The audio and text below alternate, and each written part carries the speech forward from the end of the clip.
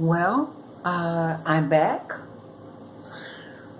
I apologize because I am still trying to figure out how to work this video camera. I mentioned that I'm doing Christmas cookies, and I started with my monster cookies. Now I am finishing up the monsters, and I've taken out 2 trays. And let's see, where's my... Basically, you want to give it maybe 5 minutes to cool on that tray, and then you want to take your spatula and lift up. Now, I kind of started with my mitt, my oven mitt. Problem is, when you got something like this and you're taking it out, oftentimes if you're not really paying attention, and of course I'm not, you might hit your cookie and smear the cookie, and that's what happened here. So I've already lifted these up, so they'll come up easy. But I said after about 5 minutes, you want to take your spatula and lift them up light, and then leave them there to complete cooling. So they're all ready to come up. See how that looks? Now these I haven't done anything with yet. See? And the reason why they come up so easy is because that wax paper really does help. Really does. See? So what I try to do is I try to have sort of like an assembly line sort of mentality, so that I can go from one thing to the other. This one I just took out of the oven, and I haven't lifted them yet. I did have to make an adjustment in my oven. As I mentioned, with those electric ovens, you really have to watch them, because they will burn whatever you put in there, especially if you use that bottom rack. And when you're baking, you really need all your racks. So what I've done is I've finished up my monster. These are the last 3, and what I've done is I've started, these will be my peanut butter kisses. And it's a peanut butter batter. This is totally different batter. It has nothing in it. This is a peanut butter cookie. And what will happen is I've got Hershey Kisses. So what I'll do is, what happens with these is, you wait until they come out of the oven. As soon as they come out of the oven, you will take and put your Hershey Kiss right in the middle. The reason why I've waited, and again, the setup is the same. You make the small balls like this, and I've got some granulated sugar here. You take and roll the ball in the sugar like this. You set it on a tray. See? Just like this. And what I'm going to do now is, these are called thumbprints. So you take your thumb, you press the center. Now you want to take your other hand, because you want your cookie to maintain its shape. And depending on your batter, if you press it really hard, you might lose it. You don't want that. So you want to use both your hands and press that center really good, but not enough to tear. You want it to maintain its shape. And you're going to bake these on the same temperature. I'm not adjusting my oven at all.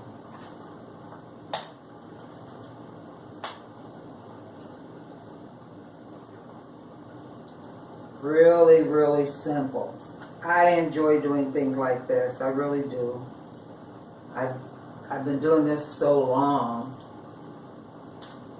I just, I'm going to do them as long as I can. I like to give them out to different people, and they really appreciate it. I don't have kids at home anymore, so I just bake them and give them out to customers, neighbors, whomever. So basically that's it. See that? So now what I'm going to do, I'm going to put these in the oven. Now, basically what I generally will do is I'm going to line this pan, and then the ones that are completely cool, which won't be this one, they're still a little warm. Now you might think, oh, they're cooled off enough. You'll find out if you stack them in there and they're still warm, that they're not ready to be stacked. These are. They're completely cool. So basically what I do, I take them and I use this to stack them up. So that what I'm doing here is I'm getting these ready so that I can package them up. I go to my local dollar store and let's see. Yeah, these are cool also. I go to my local dollar store and I buy these pans for 99 cents. These aluminum pans. And also, these are 99-cent pans. What I do with these is, if you've got some pretty tissue paper, like some of us keep wrapping paper around the house for different occasions. You don't have to do that though. You can use your wax paper. That's totally up to you. What I'll do with these is, I will take these, and this is what I will put my cookies on to deliver them on. Not ready for this yet. Right now I'm just baking. But these are all 99-cent pans. Believe it or not, this is something that people really do appreciate when you do this. Because again, I don't want you to think this is something I do all the time. This is Christmas. I do this once a year. And they do appreciate it. Yeah, they're still low warm. So I'm going to put these back over here, let them completely cool. And then I'll come back to these. Let's see here. I guess you say, my goodness, how much room do you need? I need more than I have. But you know what? We are so used to having so much room.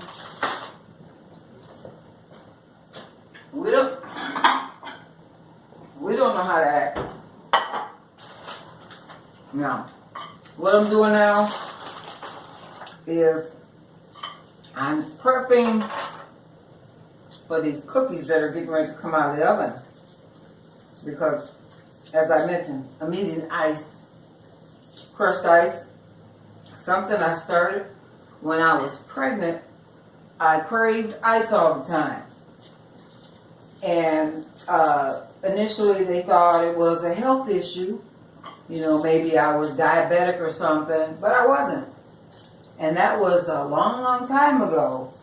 And I still crave ice. So I bought me this trusty Ninja, 1500 watts. And what it does is I'm able to crush ice all the time. And that's exactly, I use it for that most of all. I keep ice in the freezer and I crush it. So, as you can see, some of you might think this is very tedious. But believe me, if I didn't enjoy doing this, I wouldn't do it. I'm not forced to do it. I do it because I think about, because I tell you something. Earlier I was taking a nap and I thought to myself, man, I'm tired. I don't want to do this. But I tell you something, I've got some people that when I take these trays to them, and they are so appreciative. They really are. And you might say, what, are they paying you? No, there are a lot of ways for people to pay you.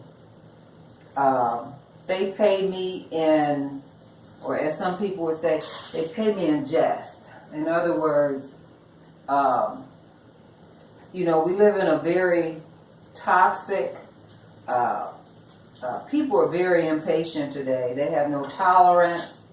And oftentimes you might think, well, you got to bribe people to do the simplest thing. Well, that's the kind of world we live in anymore. People really don't. Everything now has an ulterior motive. Well, I do something that I enjoy doing. You know, chocolate melts really fast, so I don't want to put any more on here than I have to until I'm absolutely ready. So I've only got about 9 on there, so I'm not going to do any more than that yet, because I don't want my chocolate to melt. And I don't have to tell you how much Hershey Kisses cost. You know they're not cheap.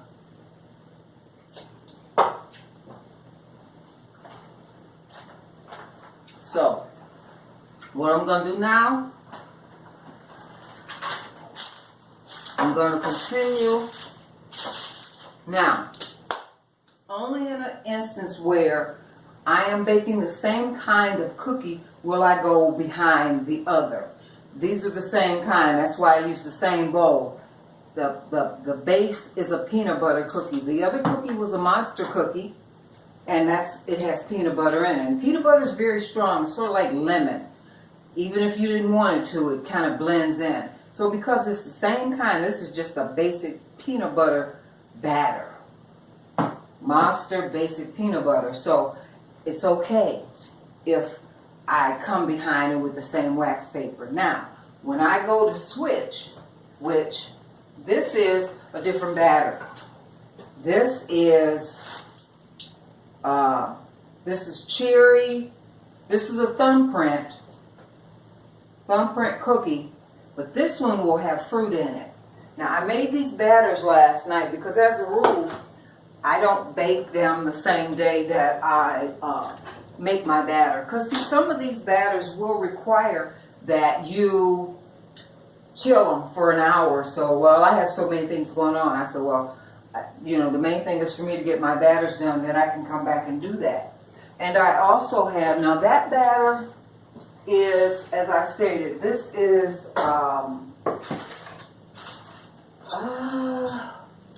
I used some of these, they're called glazed cherries. You've seen these. They're like maraschino cherries. I took them, put them in my food processor, and they have pecans in them and the cherries. And of course, I use my extracts and things like that. And this one is the same kind of cookie. It has pecans in it. Because I only bought one kind of nut this year. And that's these. I bought one bag. And I took about a cup, put it in my food processor. And this has, and I know you might say, you do not have this stuff. I do. Really, I do. I had a bag of coconut in there, and I kept thinking, you know, you've had that in there, why do you need to go ahead and use it? So I opened up the bag, and I took, I think, maybe a cup of coconut with that, and it has maybe, you know, because with coconut, I have coconut extract up there. See, when these things are on sale, I'll buy them. Even if I don't need them, I'll buy them because I'm going to use them. So that's how. Now, you know, with a brown cookie, it's tricky because you don't always necessarily know if it's done or not. Now, you might say, what was that noise? Well, that noise was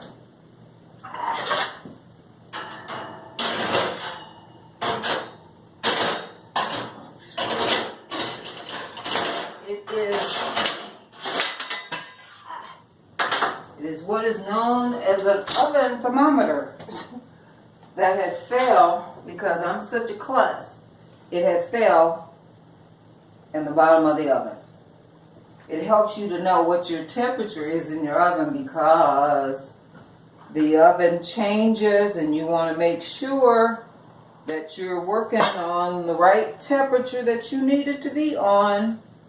So I really want to go ahead and show you the finished product here because I haven't figured out yet how to pause it, and I want to show you so that I can complete this and you won't feel frustrated with what I'm doing and think, oh, I'm not even going to see what that looks like. I'm going to show you. It should have maybe, let's see, I'm going to turn that up just a little. And now usually I make maybe 10 different types of cookies, but I had too much going on. So I think I've got 4 or 5 here that I'm doing, I think. I've also got a Christmas cookie cutouts that I'm going to do. I found these at Smith's grocery store the other day on sale because I wanted some cutout cutters. And they had that's a snowman. Some might call it a gingerbread man, just depends. It can be either or. And of course, Christmas tree, and you know what that is. That's boot. So I'm going to make out some cutouts when I get through with these. And because I got one that I really want to, normally I do all this before Christmas so that I have given them out already, but I went on vacation. So I wasn't able to get it done.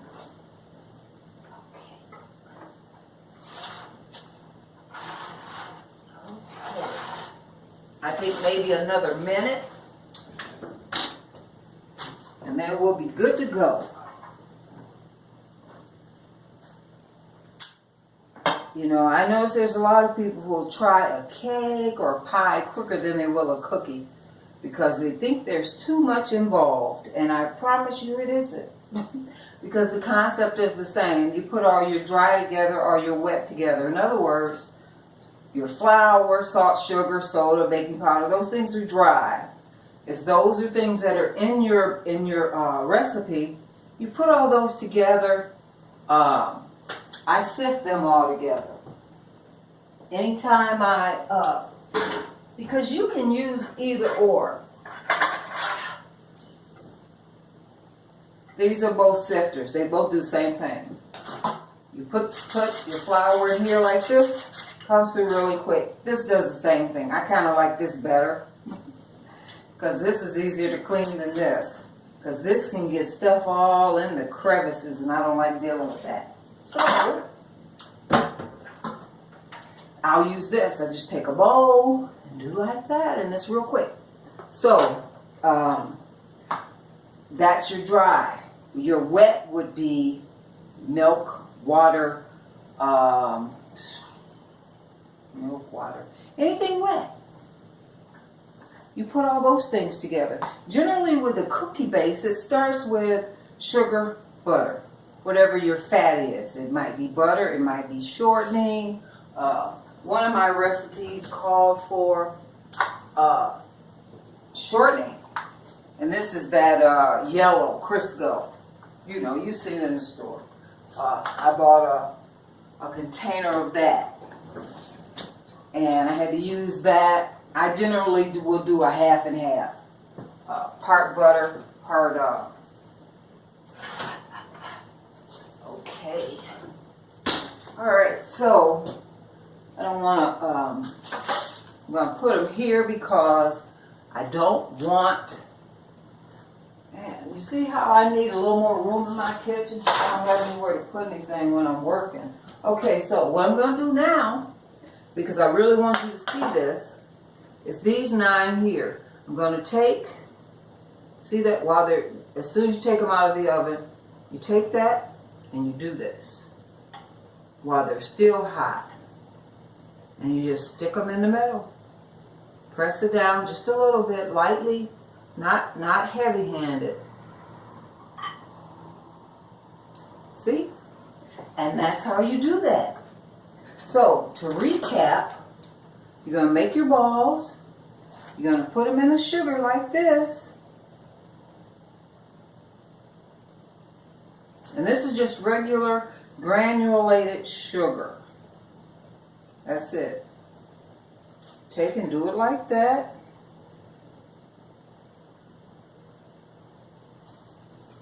Now, when you're baking, and oftentimes with a brown cookie, you can't tell if it's done.